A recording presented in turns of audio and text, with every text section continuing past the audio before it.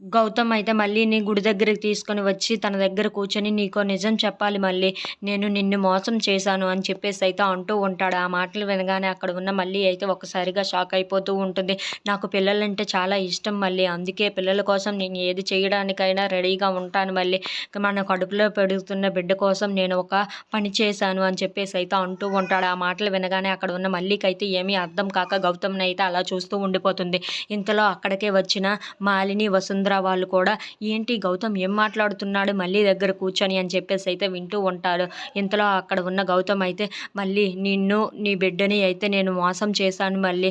అది ఏంటో చెప్పడానికే ఇక్కడికి తీసుకొని వచ్చాను అని చెప్పేసి అయితే అంటూ ఉంటాడు. ఆ మాటలకి అక్కడ ఉన్న మళ్ళీ అయితే మోసమా ఏం చేశారు మీరు అని చెప్పేసి అయితే అడుగుతూ ఉంటుంది. ఆ మాటలకు అక్కడ ఉన్న గౌతమ్ అయితే అవును మళ్ళీ నేను పెద్ద తప్పే చేశాను. అందుకే ఈ దైవ సాక్షిగానే ఇక్కడ చెప్పడానికి ఇక్కడికి నిన్ను తీసుకొని వచ్చాను అని చెప్పేసి అయితే అంటూ ఉంటాడు.